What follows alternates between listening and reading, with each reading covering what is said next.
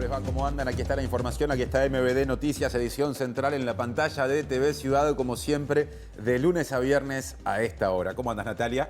Bien, bárbaro, precioso, con este sol lindo. Qué día, Sí, un día precioso, uno de los días lindos del invierno. Agosto se va dejándonos buenas sensaciones en Montevideo. Sí. Al final, como siempre, tendremos lo que hay que esperar para las próximas jornadas. Sí, y bueno, y empezamos por otros temas. Sí, empezamos por otros temas, porque en las últimas horas el Ministerio de Desarrollo Social y las ollas populares difundieron cifras que reflejan por lo menos situaciones diferentes en la demanda alimentaria de los sectores más vulnerables, los que precisan los servicios del MIDES o la cobertura de las ollas. Según el ministro Martín Lema, hay 8.500 personas usuarias menos en los comedores respecto a 2021 y también hay menos ollas. En cambio, el informe anual 2021-2022 del colectivo Solidaridad UI, que integra la Coordinadora Popular y Solidaria, establece que no se encuentran mayores variaciones en la cantidad de ollas y merenderos activos entre marzo del año pasado y marzo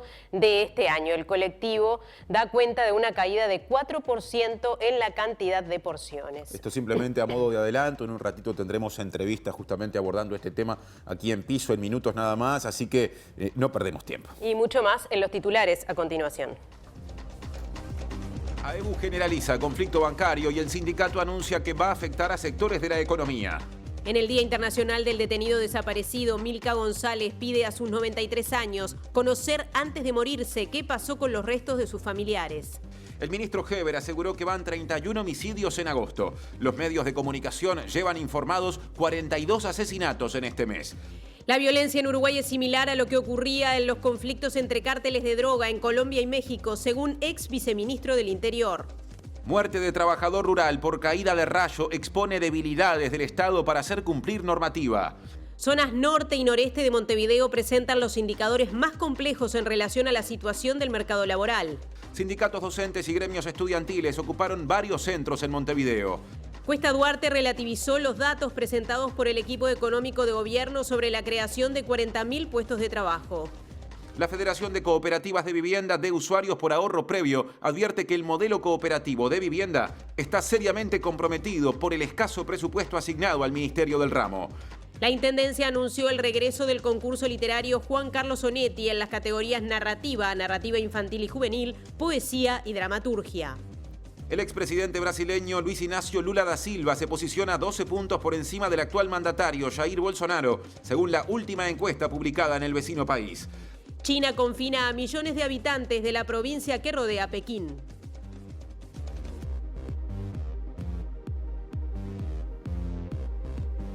MBD Noticias, edición central, también está en Uniradio 107.7 de FM para Montevideo y área metropolitana. O por uniradio.edu.uy. Es la radio de la Universidad de la República y son los móviles los que aparecen prácticamente de arranque, como siempre. Y comenzamos con el contacto con nuestro compañero Martín Duarte. Martín, ¿dónde estás?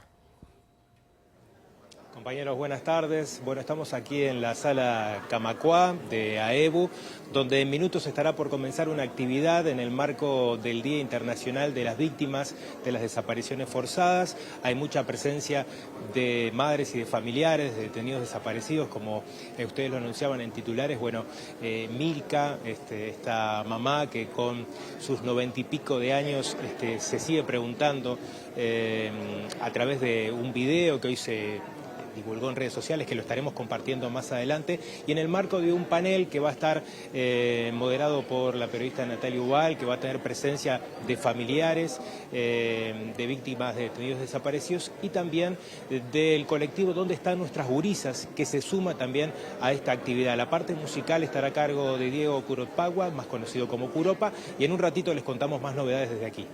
Muchas gracias, Martín. Este simplemente es uno de los móviles que tenemos previsto para esta jornada. Antes de volver a salir, más adelante lo haremos de estudios, tenemos adelantos desde aquí.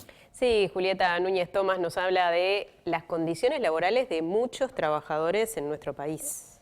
Nati, Martín, ¿cómo están? Sí, exactamente, vamos a hablar de trabajo rural, vamos a hablar de los accidentes que suceden en el medio rural, este lugar tan peligroso y tan complicado para muchas personas, más de 120.000 asalariados rurales en nuestro país y muchos accidentes vinculados a su tarea que por lo general se desarrolla a la intemperie. Y lo que mencionábamos y por qué traemos este tema es la tristísima noticia del fallecimiento de un trabajador que se encontraba alambrando en un campo en 33 y que en la noche del sábado 27, durante la tormenta eléctrica, murió a raíz de un rayo que cayó en la carpa en la que estaba él. Además, su compañero está también gravemente herido, pero ya recuperándose. Vamos a aprovechar esta situación para poder comentarles un poco más cuáles son las normativas vigentes que hay en nuestro país a propósito de esto y también compartir la palabra de los líderes sindicales que mencionan que esta es una muerte evitable y que muchos de los accidentes que hay en el medio rural también son evitables. Así que en unos minutos nada más vamos a estar con eso. Gracias, Julieta. Hoy es el Día Internacional del Detenido Desaparecido. Y se han dicho varias cosas. Este último 20 de mayo se dio una respuesta muy buena por parte de la gente, ¿no? ¿Dónde están? ¿Dónde están? ¿Cuántos años han pasado y que no sabemos absolutamente nada de lo que pasó con ellos?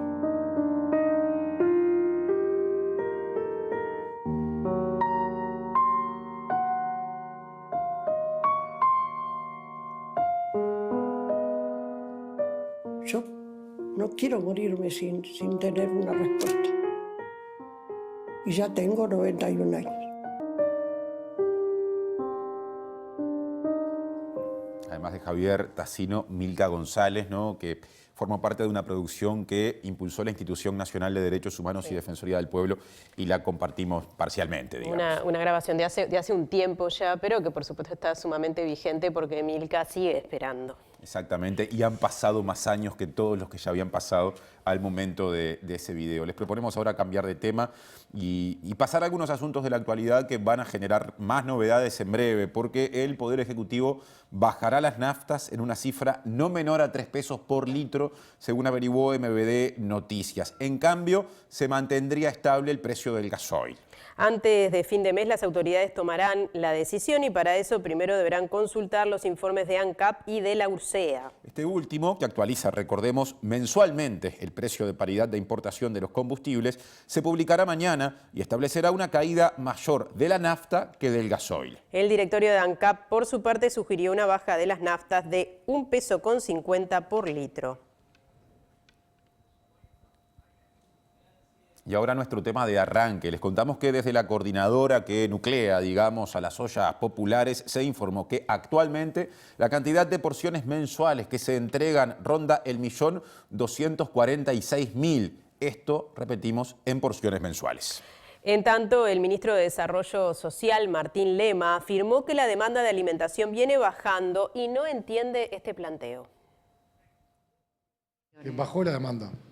No hay ninguna duda, bajó la demanda en alimentación. Nosotros nos tenemos que concentrar en la accesibilidad a alimentos propiamente dicho, porque la olla en sí no es un fin en sí mismo. Pero aparte hay 3 carriles que son indicadores de la baja de la demanda de alimentación.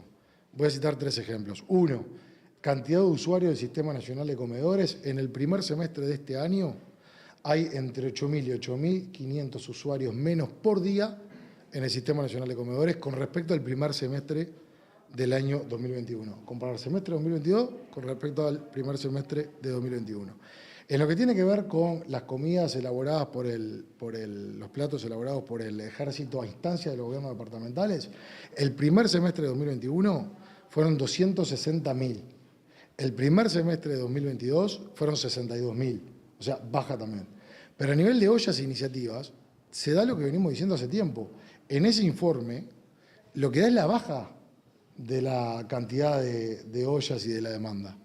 Y los insumos que está apoyando el gobierno a través del MIDE se mantienen. O sea, hay baja por 3 carriles diferentes de la demanda en alimentación y el apoyo del gobierno está. Por tanto, no entiendo el reclamo. Ahora nuestro segundo móvil. Sí, vamos con Diego Martín y continuamos en tema. Así es, compañero, ¿qué tal? Muy buenas tardes para ustedes. Nos encontramos acá en el oeste de la ciudad, precisamente en el barrio El Tobogán, acá pegado al cerro. Lo pueden ver cuando pasan por la ruta, está pegado acá a la cancha de Cerro al Trócoli. Y nos encontramos en una olla que funciona ya hace bastante tiempo, que funciona martes, jueves y que los sábados tiene su merendero. Estamos acá con María del Carmen, con Lita, que siempre nos recibe. ¿Cómo viene siendo todo, Lita? ¿Hay una baja? ¿Hay más gente que viene? ¿Siguen igual? Bueno, sí, gente más viene, principalmente en el merendero los sábados, que teníamos poca población y ahora hay mucho más, el triple prácticamente. Y bueno, estamos siendo, está costando más sacar la olla. Si nosotros agrandamos, tenemos 3 ollas que hacemos ahora de 90 litros y evidentemente se nota la diferencia, ¿no? Ahora recibimos verdura, pero hay cosas, una bolsa de papa entera lleva la olla ahora. O sea que no está viniendo menos gente. No, menos gente no está viniendo, al contrario. ¿Está viniendo más? Sí, están viniendo más personas, por supuesto. Aparte hay ollas que están haciendo menos días también, porque no da para cocinar. Entonces esa gente se viene para acá. Claro. Sí, en la zona oeste se recorren las ollas. Se recorren en todo Montevideo las ollas, ¿no? En todos los lugares que hay. Digo, es evidente, la carencia y la necesidad es grande. ¿Quiénes son las personas que suelen venir acá? Bueno, los vecinos que están ayudando,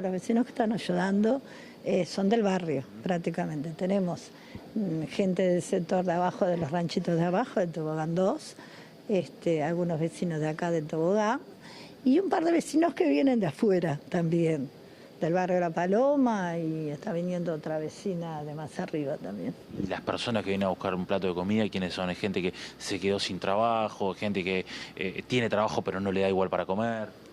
Bueno, nosotros hoy notamos que a la gente que le estamos dando de comer, de repente sea la más vulnerable, ¿está?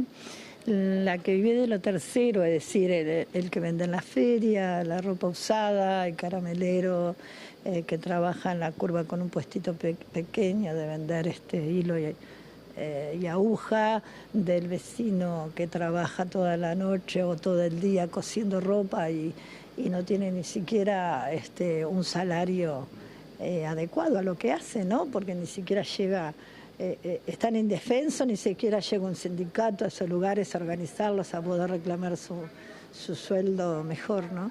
La pelean el día a día, pero no les da para comer. Ahí está, no les da para comer, cocen a veces 17, 18 horas corridas. Y hablo de la que produce ropa, de la que cose para terceros, hablo del que teje, todo ese tipo de trabajo, ¿no? Ahora, Lita, si ustedes dejan de hacer la olla, ¿qué pasa? Y bueno, va a quedar mucha gente que no tenga para comer. Y eso, digo, escapa de repente a muchos ojos de la ciudad, digo, pero en los barrios humildes todo eso se nota. ¿Hace cuánto que están con la olla? Nosotros ahora hace 2 años que estamos con esta olla. Ya hemos hecho en otra época, hicimos en la época de la crisis y eso también hicimos 3 años hoy. Lita, muchas gracias. Bueno, dale. Bien, compañeros, nos despedimos de acá, de la olla del Tobogán, que recordemos funciona martes, jueves y los sábados atiende un merendero. Muchas gracias, Diego. Nos despedimos, pero no cambiamos de tema, porque la entrevista de hoy está vinculada con la solidaridad y el respaldo, en este caso el apoyo alimenticio que se brinda desde ollas y desde merenderos. Estamos justamente con Agustina Romero, bienvenida, integrante de la organización Solidaridad UI. Y en principio quizás nos puedas contar a todos, los que no lo tenemos del todo claro, ¿qué es Solidaridad UI? Bueno, como cortito, Solidaridad UI surge al principio de la pandemia, cuando se vio la necesidad, en el contexto de la Facultad de Ingeniería, pero ahora ya hemos crecido a otros lugares.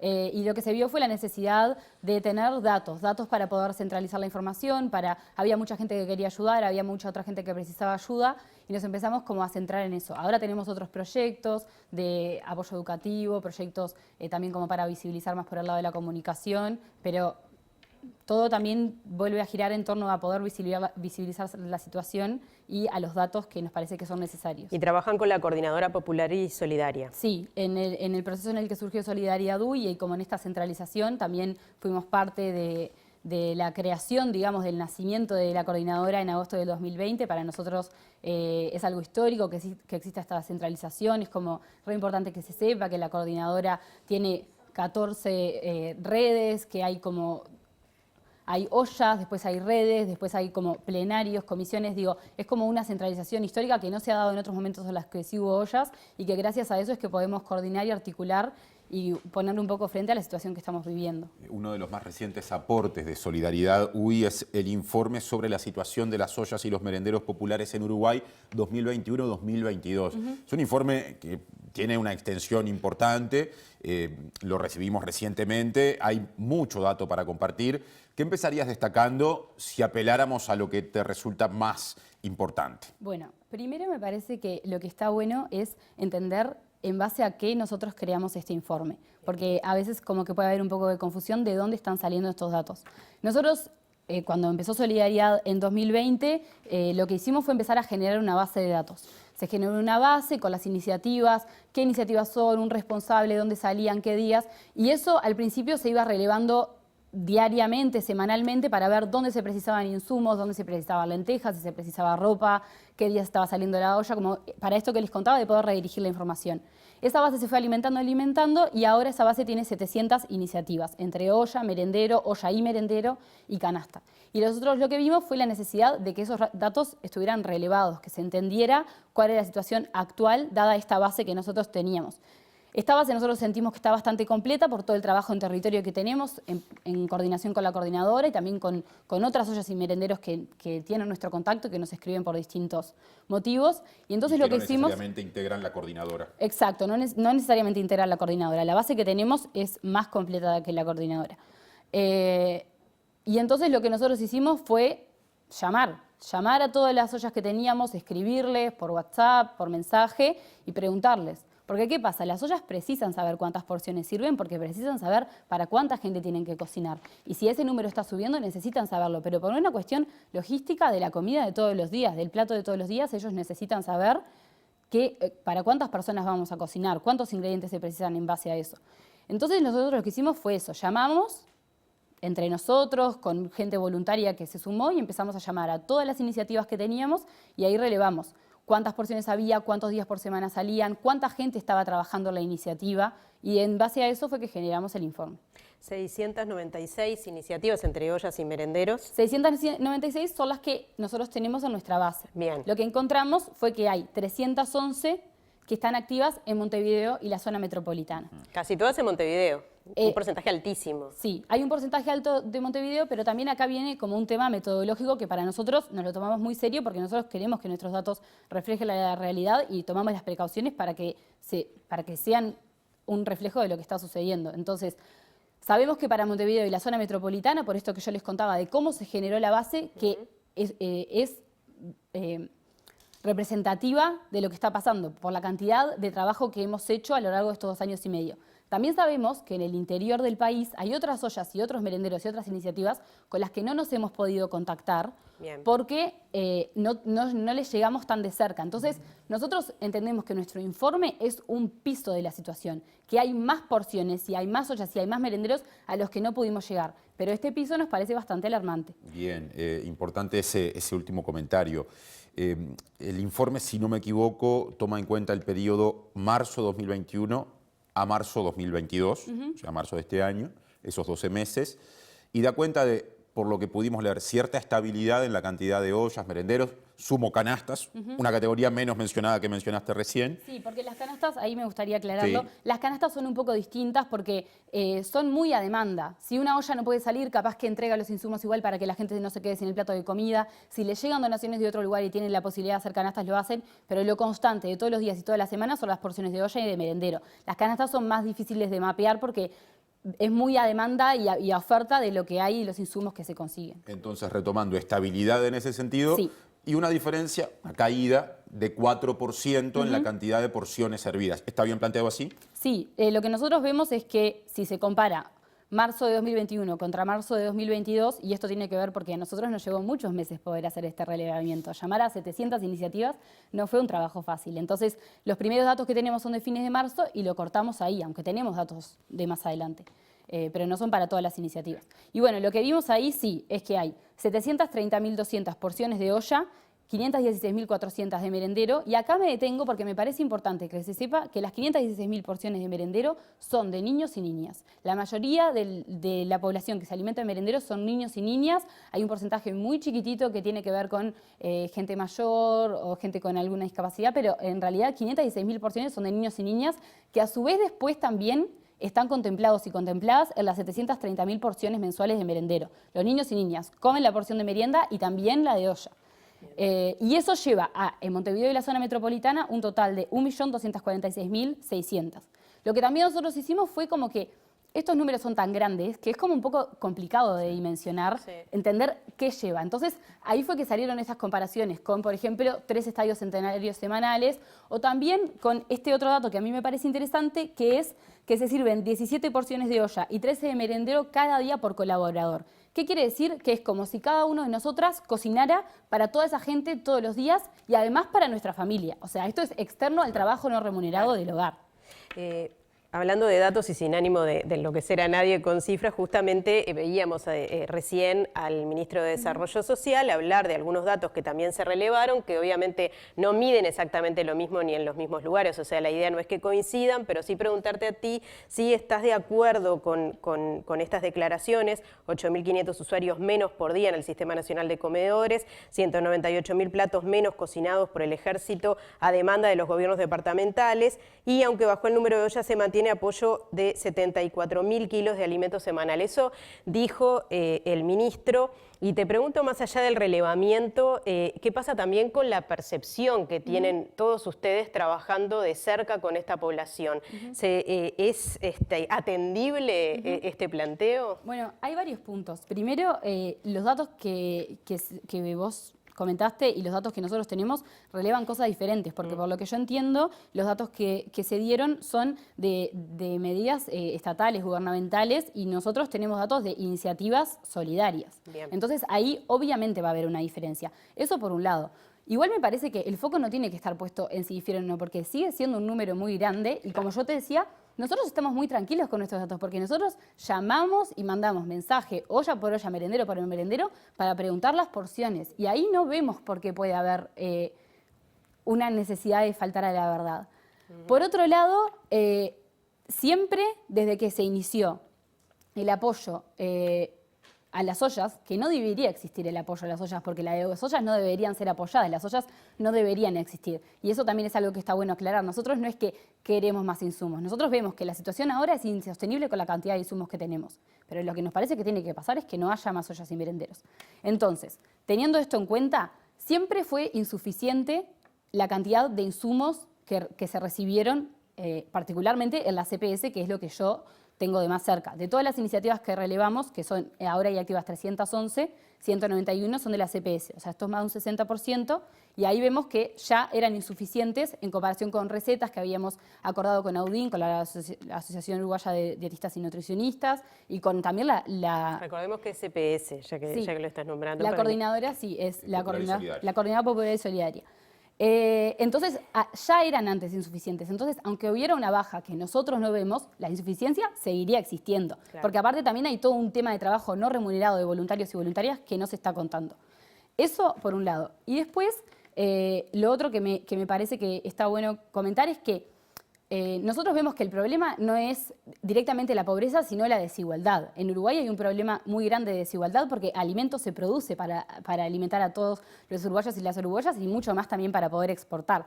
Entonces, ¿qué es lo que nosotros vemos acá? Que el problema viene más por este lado y que también las políticas públicas estructurales necesarias que tienen que venir del lado del gobierno tienen que apuntar al tema de la desigualdad. Entonces, esto que vos decías de la percepción y de que capaz que hay otros indicadores que muestran que el país está mejor, no alcanza por igual a todas las zonas, no alcanza por igual a todas las personas del país, y ahí vemos nosotros que es donde está el problema. También porque como hemos comentado en otras notas y han comentado responsables de las ollas, los problemas de las ollas y los problemas a los que nos terminamos viendo envueltos y envueltas van mucho más allá del plato de comida, porque hay que tener en cuenta que son 2 años y medio de llevar adelante las ollas y los merenderos. El vínculo con las personas que vienen a la olla y que reciben el plato de comida ya no es entregarlo nada más. Porque aparte muchas de estas iniciativas son barriales, entonces son vecinos y vecinas que se están sustentando entre ellos y ellas. Agustina Romero, de Solidaridad UI, integrante de Solidaridad UI. Muchas gracias por estos minutos para MBD Noticias. Muchas gracias. Y cambiamos de tema, Martín. Efectivamente, cambiamos de tema y pasamos a un asunto que está muy presente porque Juan Faropa, el presidente de la Institución Nacional de Derechos Humanos, que está a punto de dejar justamente ese cargo. Exactamente. Hasta mañana ocupó, recordemos, el cargo también de subsecretario del Ministerio del Interior durante uno de los gobiernos del Frente Amplio. Dijo que lo que está ocurriendo en Uruguay con la violencia es similar a lo que ocurría en conflictos entre cárteles de droga en Colombia y también en México. Sostuvo que espera que después del tránsito de distintos partidos en el poder, el tránsito que ha habido en estos últimos años, se haya comprendido que no se puede usar la seguridad como moneda de cambio. Trabajé en Naciones Unidas durante muchos años, en muchos países de Centroamérica, en contextos de fin de guerras civiles, donde el tema de derechos humanos empezó a ponerse fuerte en la agenda, junto con el tema del incremento de la violencia delincuencial que se daba después del fin de las guerras civiles. Imagínense el contexto, mucha gente desmovilizada, sin ninguna otra calificación que no fuera manejo de armas, mucha disponibilidad de armas, en el medio de un cambio que se estaba dando en el mercado del narcotráfico regional, el conflicto entre los cárteles mexicanos con los cárteles colombianos, etc. En ese contexto tan complejo, yo tuve la posibilidad de ver lo que empezaba a pasar en varios países de la región en esos años. Y lamentablemente, muchas de esas cosas son las que estoy viendo hoy en Uruguay, 30 y pico de años después. Mismas características. La violencia sin nombre. Yo siempre me acuerdo que decía, cuando vivía en Centroamérica, esto es raro, en mi país cuando matan a una persona, inmediatamente aparece el nombre, quién es, y mucho más si muere un policía, por ejemplo. Y uno leía ya noticias que decía, sí, murieron 10 personas, 8 particulares, 2 policías, punto. Terminó la noticia, pasemos a otro tema. Entonces, la despersonalización de la violencia. La vida humana deja de ser un valor en sí misma, y el clima de violencia se va naturalizando. Y lo peor que puede pasar, y yo lo escuché decir aquí, como muchos lo escuchamos, es decir, esto en Uruguay no pasa, esto en Uruguay no va a pasar, en Uruguay no va a llegar. O decir, por ejemplo, como con todo respeto dijo el señor ministro del Interior, ¿qué tiene que ver el narcotráfico con la política? No nos podemos a esta altura hacer esa pregunta. ¿Qué tiene que ver el crimen organizado con la política? Pero no solo con la política, con todas las actividades humanas que tenemos hoy. El crimen organizado hace mucho tiempo que está instalado, la violencia llegó, está acá, y bueno, lo único que me queda por decir en 30 segundos es que realmente espero que de una vez por todas, después que se dio este tránsito de partidos en el poder durante estos últimos 15 y pico de años, bueno, que hayamos comprendido que acá no podemos seguir usando la inseguridad de la gente, la vida de la gente, la tranquilidad de la gente como una moneda de cambio político-electoral.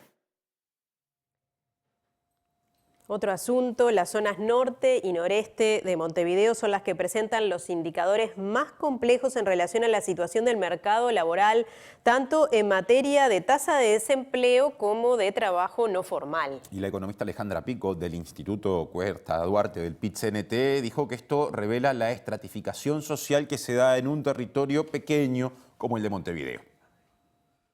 Estas diferencias que se dan en el mercado de trabajo se explican por diferencias de base, como tú decías, en relación a los hogares de partida de esas personas, condiciones socioeconómicas, condiciones que tienen que ver con la vivienda y con las calificaciones a que luego acceden esas personas y que está bastante estratificado. Me parece que está bueno para un departamento que territorialmente es pequeño como Montevideo, pero que bueno, tiene el 40% de los ocupados, el 40% de los desocupados totales del país, mirar cómo incluso en un territorio tan pequeño se dan diferencias tan grandes explicadas básicamente por esos puntos de partida distintos de las personas.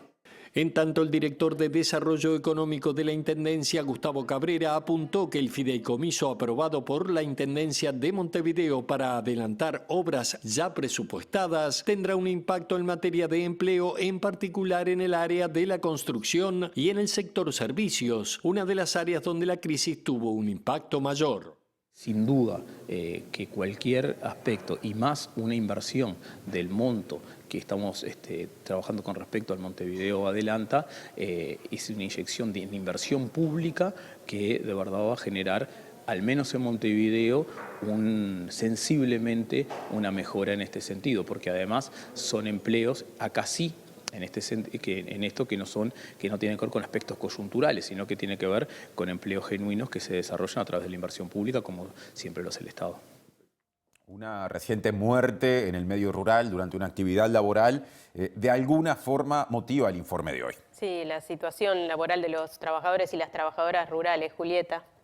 Muchas gracias, compañeros. Sí, es una situación que en realidad hace muchos años que se viene discutiendo aquí en nuestro país y los sindicatos y en general el PIT-CNT vienen apuntando cuál es la situación, gravísima situación que aparece además año a año en las cifras de accidentes laborales y también accidentes fatales, lamentablemente vinculados a este espacio, a este grupo de trabajo que son los trabajadores del agro y rurales y afines también, que se encuentran expuestos a muchísimas condiciones que hacen de su tarea más complicada, no solamente por cuestiones vinculadas a la falta de organización, de reclamos por sus derechos, sino también por las condiciones en las que deben de trabajar y por la falta de acceso y de información a cuáles son los derechos que tienen vinculados a su trabajo en particular. Ahora lo que sucedió fue esta situación sumamente triste, sumamente también inesperada de alguna manera, o no, y ya vamos a hablar sobre eso, de la muerte de un trabajador rural de 30 años que se encontraba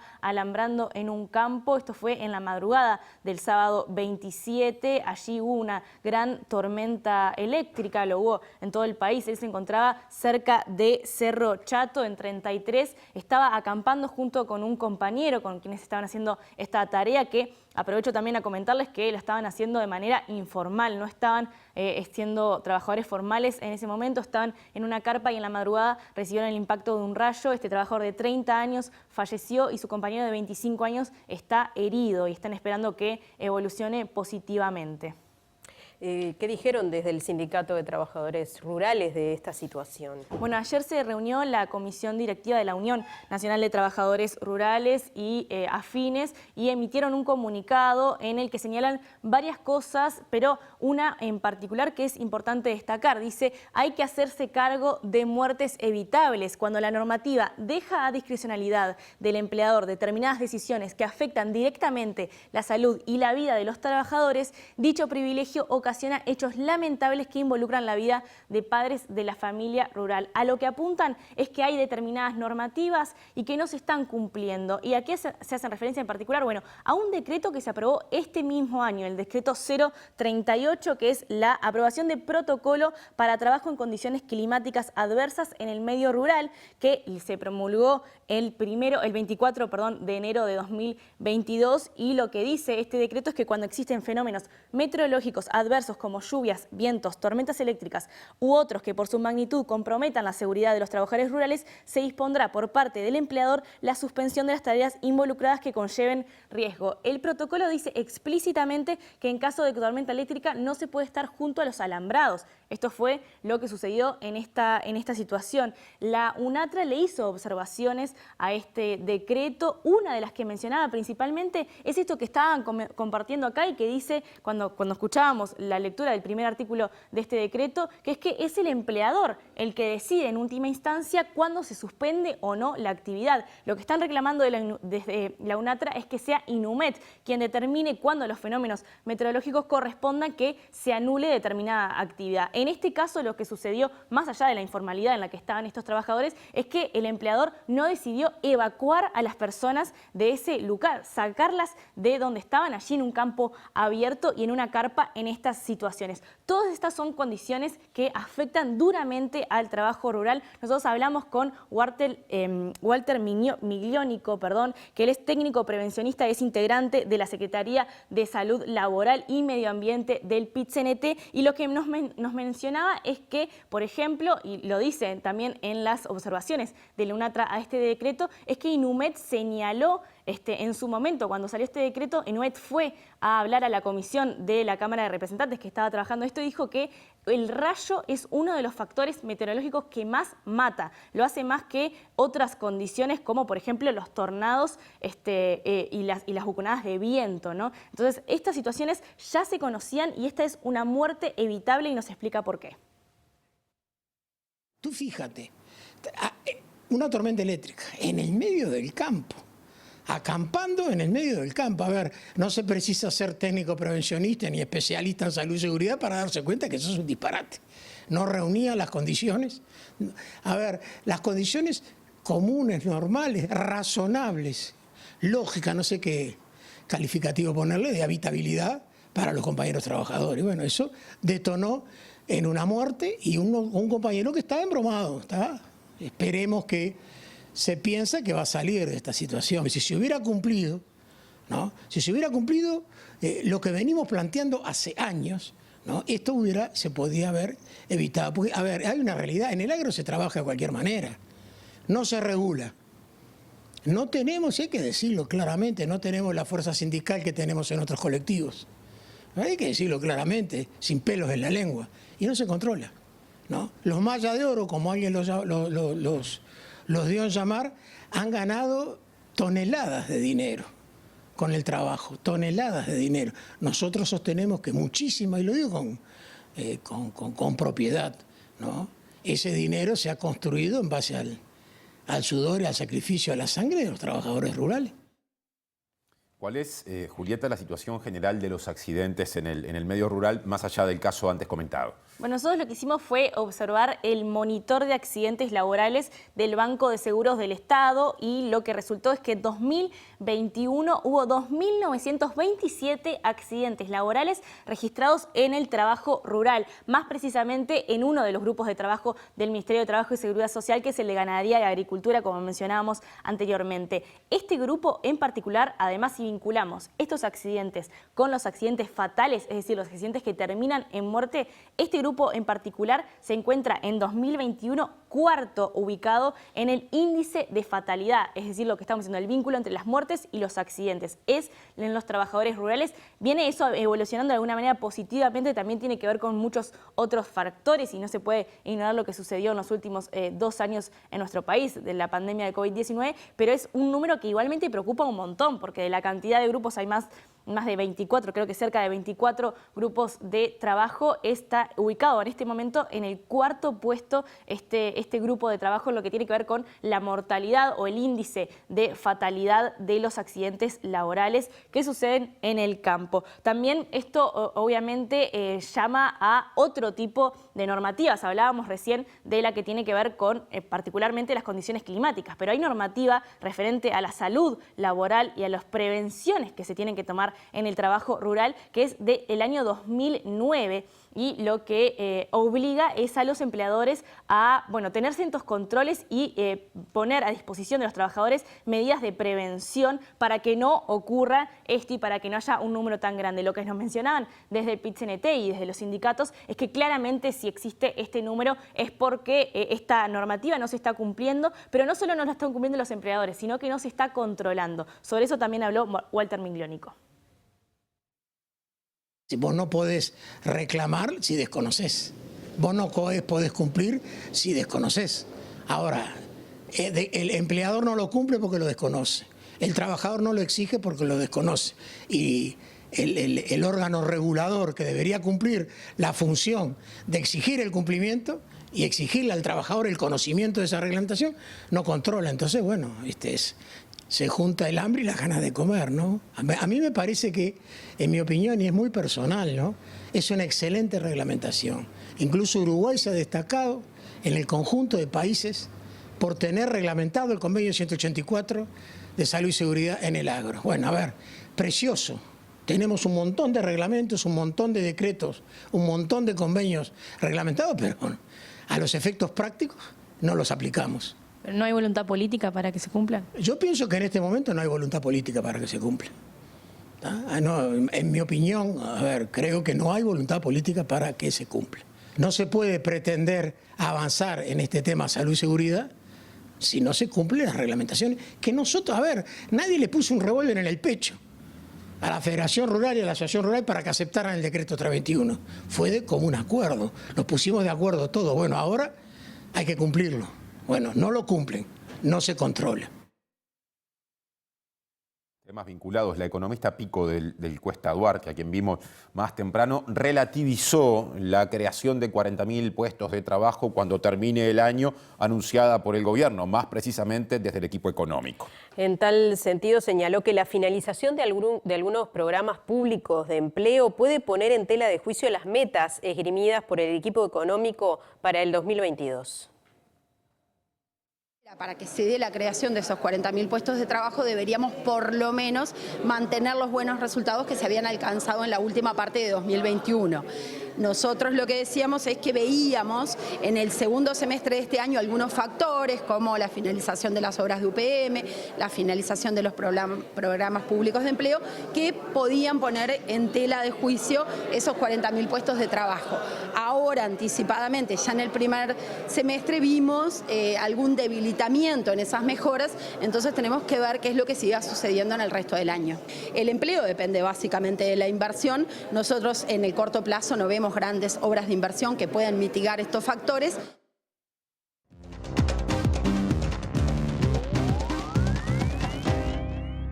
Últimos datos vinculados al uso de mecanismos electrónicos de pago. Es lo que viene a continuación. ¿Cuáles son, Germán de Agosto?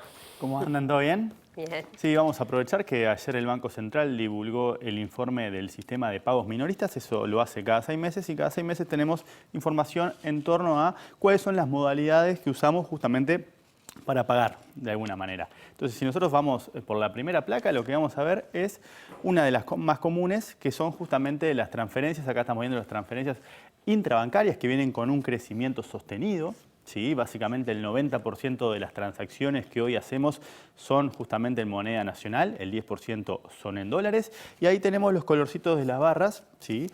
Justamente apuntan a, bueno, dónde se origina quién instruye cada una de esas transferencias. Y acá lo que tenemos es que el grueso justamente vienen a partir de las instrucciones de las personas físicas. Luego tenemos las personas jurídicas, que son las que están más abajo. Y por último tenemos las que tienen que ver con el gobierno. Eso es un poco lo que tiene que ver con la evolución de las transacciones. Pensar, perdón, para poner un ejemplo concreto, que es una transferencia intrabancaria originada por el gobierno, el pago de un salario público. Ahí va. Sí. Y lo mismo que tenemos también cuando pensamos en los datos que conocimos es el tema de las transferencias instantáneas, que es un mecanismo que empezó a funcionar en abril del año pasado y que viene justamente con un crecimiento que es del 40% en relación al mismo periodo del año pasado. Estos datos son semestrales, o sea que cada 6 meses tenemos esa comparación, o sea, tenemos pocos datos, pero es un mecanismo nuevo que empezó a funcionar en abril y que hoy justamente está dando ese alto crecimiento. ¿Cuál es la contracara de este crecimiento? Si graficáramos acá, por ejemplo, lo que está pasando con los cheques, lo que tenemos es una tendencia contraria a esa situación. Tenemos una caída que es sistemática y un ratio o un indicador que se utiliza justamente para analizar qué es lo que está pasando entre este mecanismo y el mecanismo más tradicional de los cheques es, bueno, justamente cuántas transferencias tienen lugar por cada cheque que es emitido. Y ese indicador viene creciendo y hoy, con los datos a junio, cerrados a junio de este año, lo que tenemos es que por cada cheque emitido hay 13 transferencias, 13 transacciones, mejor dicho, ¿sí? O sea que lo que tenemos es que de alguna manera esto viene traccionando y está cambiando o se están profundizando tendencias que ya venían y que tienen que ver justamente con la forma en que básicamente hacemos nuestros pagos. El cheque pierde 13-1, este es el score del momento. Y lo vienen goleando a un ritmo cada vez más acelerado, si querés, ¿sí? Los goles fueron más concentrados ¿Eso es una tendencia mundial? Sí. No te podría confirmar todos los datos, siempre prefiero ponerlo, me lo llevo de deberes, si se quiere, pero sí, naturalmente, porque tiene que ver también con el avance tecnológico y con todo lo que eso implica. Y ahora vamos a ver cuáles son otras implicancias sobre el final de la columna. Si ahora justamente vamos a la segunda placa, lo que tenemos, bueno, ¿cuántas tarjetas están emitidas hoy a junio del 2022? Y lo que tenemos que llama la atención es el importante crecimiento de lo que es el dinero electrónico. ¿Qué es lo que tenemos en la línea naranja, de alguna manera recogido? Ahí son las tarjetas prepagas. Prex, por ejemplo, Mi Dinero, Paganza, por ejemplo, si tuviéramos saldos en Paganza, los tickets de alimentación o métodos de pago vinculados a la alimentación también forman parte de esto, que es un crecimiento novedoso que viene desde el 2016. ¿Sí? Y lo que tenemos es que hay una mayor cantidad de tarjetas de crédito emitidas, casi 3,5 millones de tarjetas emitidas. Cuando analizamos un poquito más en lo que pasa con las tarjetas de crédito, está el concepto de lo que son los tarjetavientes, que básicamente son las personas que tienen a su nombre tarjetas de crédito, ¿sí? Y es menor el número de tarjetavientes, lo que justamente se desprende es que por cada tarjetaviente hay en promedio 2,5 tarjetas de crédito. Cada persona que tiene una tarjeta a su nombre, en realidad en promedio tiene 2,5. ¿Sí? Y el débito también viene creciendo, pero todavía en términos de la plaza de emisión de lo que son las tarjetas, todavía está por debajo de lo que son las tradicionales tarjetas de crédito. Pero eso cambia, y ahora lo vemos en la próxima placa, cuando analizamos qué es lo que pasa con la cantidad de operaciones que se hacen con cada una de las tarjetas. Y acá lo que tenemos es lo que les comentaba recién. Primero ven que el dinero electrónico arranca después. ¿Sí? Pero si nosotros nos vamos hasta 2010 para analizar los datos, lo que tenemos es una tendencia que venía hasta el 2018, ¿sí? Con justamente un peso mayor de lo que es el crédito. Pero ahí se ve cómo cambia en el 2018 y los montos que pasan a operar justamente en el débito son bastante mayores, y eso es una tendencia que también se ha profundizado, a pesar de que son menos las tarjetas de débito que las de crédito, pero cuando lo analizamos en la cantidad de operaciones, justamente tenemos 150 millones de operaciones en el segundo semestre comparado con 108 millones de operaciones con tarjeta de débito, y bastante más abajo tenemos el dinero electrónico. Si ahora avanzamos una más, lo que vamos a ver es una foto similar conceptualmente lo que estamos viendo, pero presentada de otra manera. Acá lo que tenemos es el total de los pagos que se hacen y cuál corresponde justamente a cada uno. ¿Sí? Como vemos, lo que es las columnitas verdes antes eran mayores y era el medio de pago electrónico más utilizado, pero eso ha ido perdiendo peso, y hoy tenemos que más de la mitad de todas las operaciones que se hacen con tarjetas tienen que ver con justamente tarjetas de débito. El dinero electrónico hoy por hoy está pesando, tiene una incidencia del 10% en el total de operaciones. ¿Sí? Está bastante estable por lo que uno ve ahí en las gráficas. Viene bastante estable, sí, viste, pero con ese crecimiento, esa tendencia que se podría acelerar. Si ahora avanzamos una placa más, lo que tenemos es, bueno, cuál es la relación que hay entre lo que serían los pagos electrónicos y los pagos o los medios de pago tradicionales, como puede ser los cheques o el efectivo. Ese es un ratio lo que estamos viendo, y eso implica que el último dato, que es 68, quiere decir que el 68% de los montos, ¿sí?, son justamente gestionados a partir de medios electrónicos. Si nos vamos unos pocos años para atrás, no vamos mucho más para atrás, ya tenemos que ese ratio era del 11%, o sea que ahí hay un gran crecimiento que justamente lo que muestra es la penetración que han tenido los medios de pagos electrónicos por los medios o por sobre los medios más tradicionales, de alguna manera. Había un beneficio aparte con eso, o sea, bueno, sigue habiéndolo, pero menor. De todas formas, claro, se sigue utilizando más. Se incentivó justamente, y ahora lo que vamos a ver en la próxima placa también tiene que ver con eso, que tiene que ver, bueno, con el efecto que ha tenido también la Ley de Inclusión Financiera cuando pensamos en la infraestructura de pago. Y esto es un índice, porque no son datos comparables, pero justamente lo que vemos es qué pasó con las sucursales bancarias. Sí, eso es lo naranja, y lo que estamos viendo es que vienen cayendo de forma sistemática. Tenemos cerca de 273 sucursales bancarias, cuando en el 2000, hace unos cuantos años, principalmente en 2010, teníamos 68 sucursales bancarias más. O sea que ahí lo que tenemos... Sí, lo que tenemos es justamente una caída sostenida de las sucursales bancarias que justamente se condicen con el aumento que tenemos, por un lado, con lo que son los POS, los puntos de cobro, ¿sí?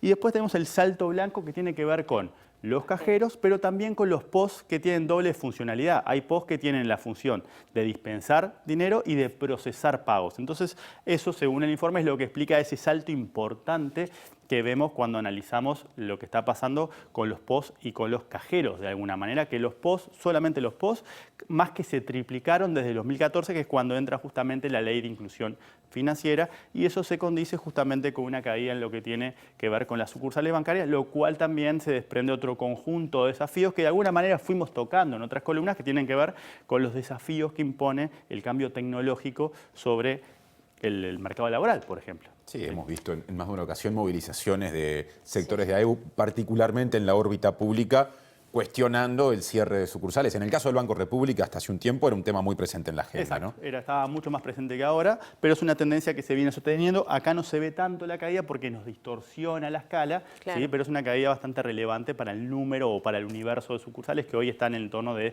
273. Estaba pensando en la decisión aquella de las estaciones de servicio en Maldonado, ¿no? También. De no cobrar más con tarjeta, cosa que no se pudo llevar adelante finalmente, porque obviamente la realidad se impone, ¿no? Está claro. Porque la gente se acostumbra, es Sí. mucho más cómodo de alguna manera y esos son los... Bien, muchas gracias, Germán. Muchas gracias a ustedes. Bien, nos vamos. Martín, Salimos, sí. sí. Tenemos a Martín Duarte. Natalia, Martín, se sigue desarrollando aquí en la sala Camacuá esta actividad organizada por familiares de detenidos desaparecidos, por madres, donde está participando también, en este caso, el colectivo, donde están nuestras gurisas y, como verán en imágenes, bueno, mucha participación también de militantes, ¿no? En este caso, de la causa de familiares. Hace un ratito conversábamos con Carolina Carretero, que es integrante de Familiares y que de alguna forma daba valor a todas las actividades que se desarrollaron en este año en particular, ni que hablar lo que fue la convocatoria del pasado 20 de mayo, pero también haciendo referencia a cómo se involucraron los clubes deportivos en torno a la visibilización del tema con las camisetas y con las actividades deportivas. Ser mujer, ser pobre, consumir drogas. Arrancamos con Villa Española, después con Racing. Este año Javier empezó a hacer la lista y fueron como 30 clubes, algunos empezaron a poner después del Villa el logo en sus camisetas. ¿Cómo fue esa movida? Porque fue muy particular, ¿no? Que dentro del deporte y la visibilidad que tuvo sobre todo. Y esa movida fue un poco a solicitud de los clubes, ¿no? Que empezaron a convocar y a pedir que se fueran a dar charlas. Y fue como ese efecto rebote, uno lo empieza a hacer y otros empiezan a contagiarse y los jugadores y las personas hinchas empezaron a convocar a la asociación desde otros lugares, ¿no? De sacar esa cuestión típica de que solo se va a los centros de estudiantes o a la facultad a conversar, sino el barrio tomando, ¿no? El barrio desde sus paredes, desde la ventana de la gurizada haciendo carteles, ¿no? Fue como que la sociedad empezó a tomar la causa en un momento por la pandemia, pero fue como, no se puede hacer la vista gorda, ¿no? Es lo lindo que nos regaló la pandemia, de aprender a que hay otras formas de movilizarse y de manifestarse y que no solo es el 20, sino instaurar este mayo como mes de la memoria y este año que se intentó poner mayo como mes del soldado fue como insolayable de que no, de que los meses y los días los ponemos las personas. Bueno, la actividad va a continuar, en este caso, decíamos, está participando el colectivo Donde están nuestras gurisas, luego habrá una exposición también de balance por parte de familiares y la parte artística va a estar cerrando con Diego Curopatwa.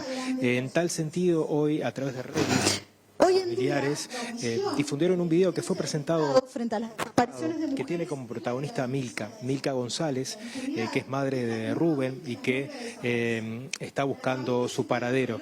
Lo impactante del video, con sus 94 años, Milka sigue yendo cada 20 de mayo a la marcha y en particular abrumadas tape que vamos a compartir para cerrar, se refiere a que no quiere morirse sin tener una respuesta. Cuenta, ¿no?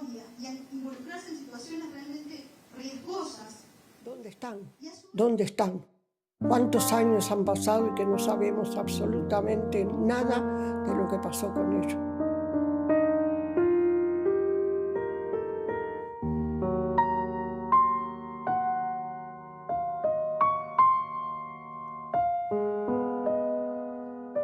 Yo no quiero morirme sin tener una respuesta. Y ya tengo 91 años. Así que espero que podamos saber algo de lo que fue con ellos, lo que pasó con ellos.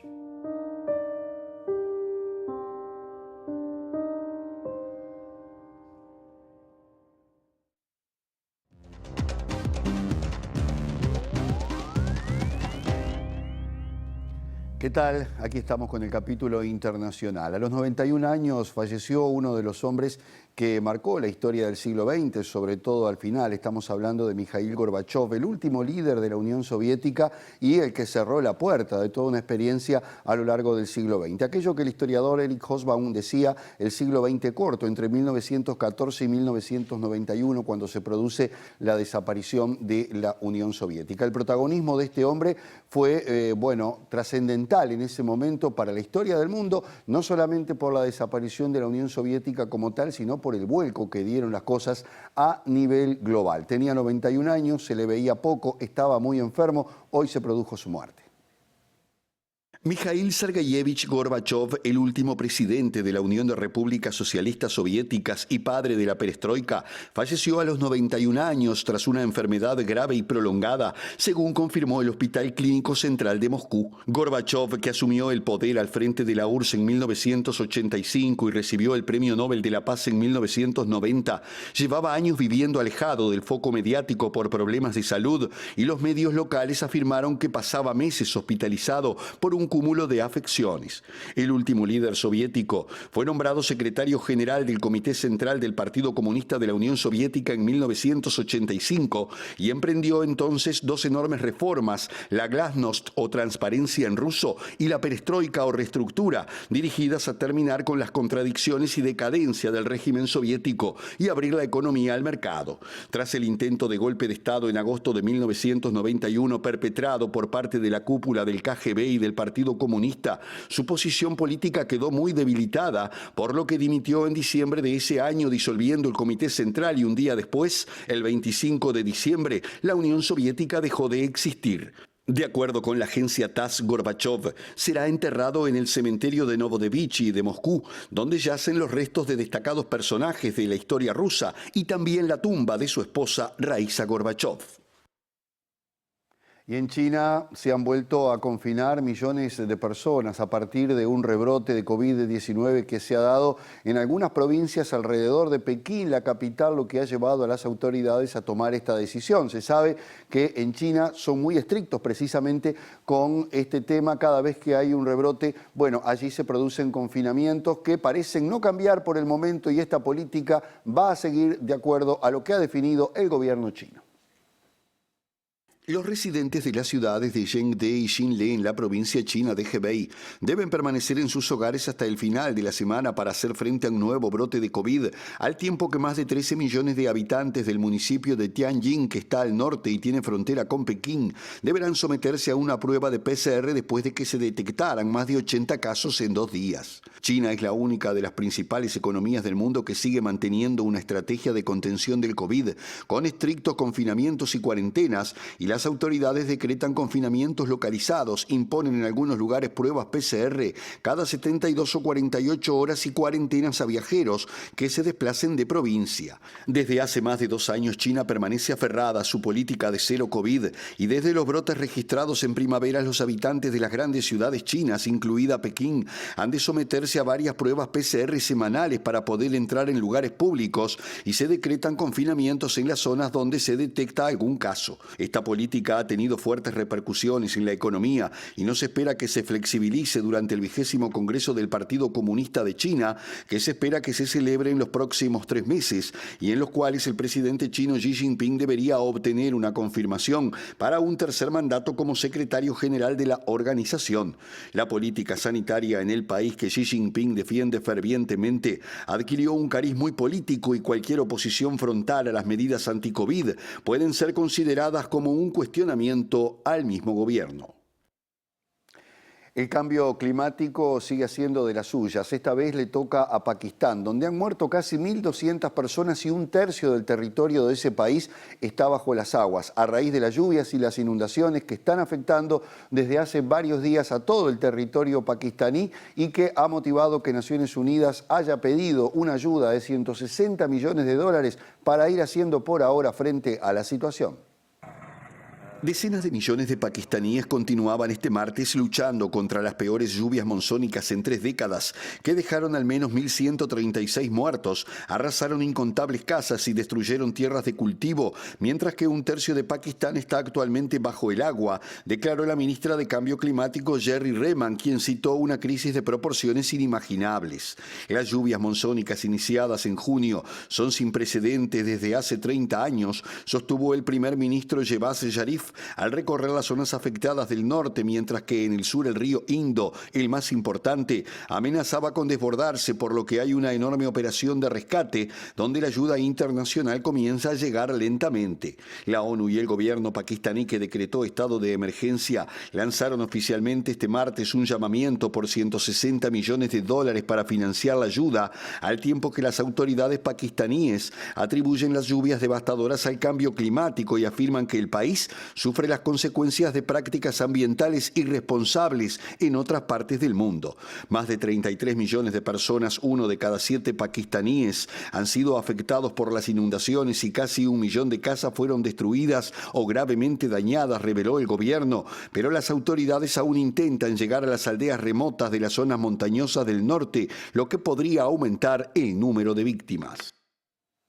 En Brasil, después de ese debate tete a tete que mantuvieron el candidato, expresidente Lula da Silva, con el actual mandatario Jair Bolsonaro, las encuestas siguen a la orden del día. La última del IPEC dice que Lula sigue manteniendo un 12% de ventaja sobre Jair Bolsonaro, aunque advierte que habría segunda vuelta electoral.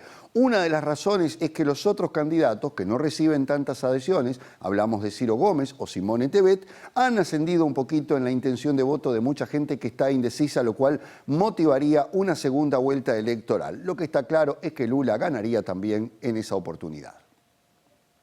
El expresidente y candidato por el Partido de los Trabajadores, Lula da Silva, sigue como el principal candidato para los comicios del próximo 2 de octubre y se coloca 12 puntos porcentuales por encima de su rival, el presidente Jair Bolsonaro, según una encuesta del Instituto IPEC. El estudio indicó que el exmandatario tiene una intención de voto del 44%, mientras que Bolsonaro, actual presidente del país y candidato por el Partido Liberal, se coloca con el 32% de las adhesiones. Por otra parte, el tercer candidato en intención de voto, Ciro Gómez, tuvo un pequeño incremento y pasó del 6 al 7%, mientras que la candidata del Movimiento Democrático Brasileño, Simone Tebet, subió del 2 al 3%. Este incremento de los candidatos con menor intención de voto hacen que se le dificulte a Lula conseguir la presidencia en la primera vuelta electoral, por lo que debería llevarse a cabo un balotaje el 30 de octubre. Respecto a la segunda vuelta, el candidato del PT presenta un 50% de intención de voto, un punto menos que la anterior medición, y Bolsonaro subió del 35 al 37%, al tiempo que la aprobación del presidente subió del 29 al 31%, pero un 43% desaprueba su gestión. Ahora cerramos el primer bloque. Vamos a una tanda y volvemos con más.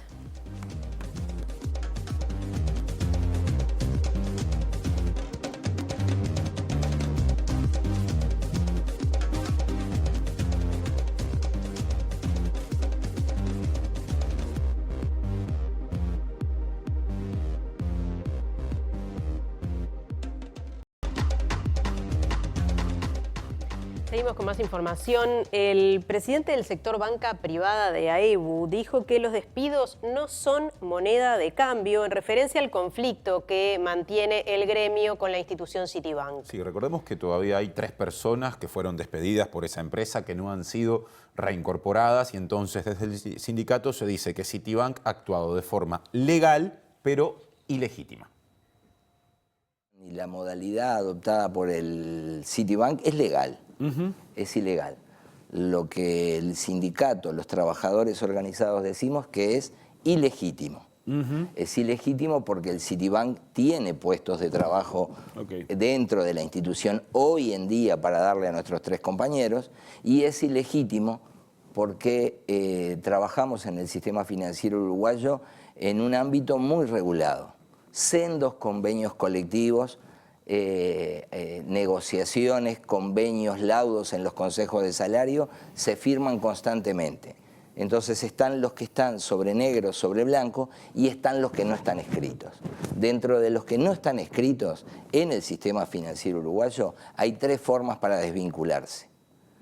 Uno cuando llega a la jubilación, otro cuando un compañero acepta un plan de incentivo porque a una empresa le interesa desvincularlo y arriban a un acuerdo económico para que el compañero renuncie, y por último cuando un compañero o una compañera se equivoca, comete un error, y luego de que se le aplica el régimen disciplinario es despedido por notoria mala conducta.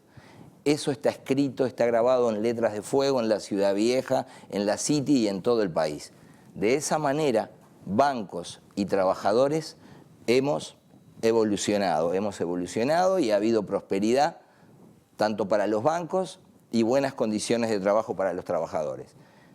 Esas reglas de juego, por todos aceptadas con un sindicato que ya transita su año número 80 de existencia, son normas que todos respetamos. Bueno, Citibank ha decidido romper con esas reglas, y eso para el sindicato es motivo de lucha, de defensa, fundamentalmente por algo que tú bien mencionaste: están en juego 3 puestos de trabajo.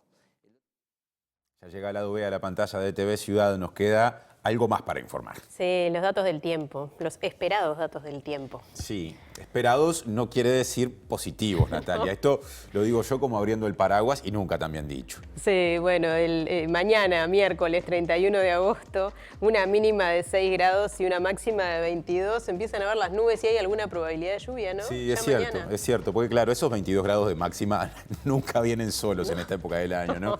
Y hay baja probabilidad de precipitaciones para mañana, aunque no es un hecho que llueva mañana en capital y cercanías. Eso sí, de la lluvia en Montevideo y área metropolitana, el jueves 1 de septiembre no nos salvamos. El mes de la primavera arranca con lluvias, precipitaciones, tormentas, 10 de mínima, 18 de máxima. El viernes aparece un sol tímido, pero baja un poco la temperatura, 8 de mínima, 14 de máxima. Así que bueno, esperemos que mejore la primavera. Quizá presagio de un fin de semana lindo. Vamos a quedarnos con esa idea y mañana les contamos qué se prevé para el sábado. Ahí está la incógnita. Nos reencontramos mañana a las 19 horas. Gracias por estar.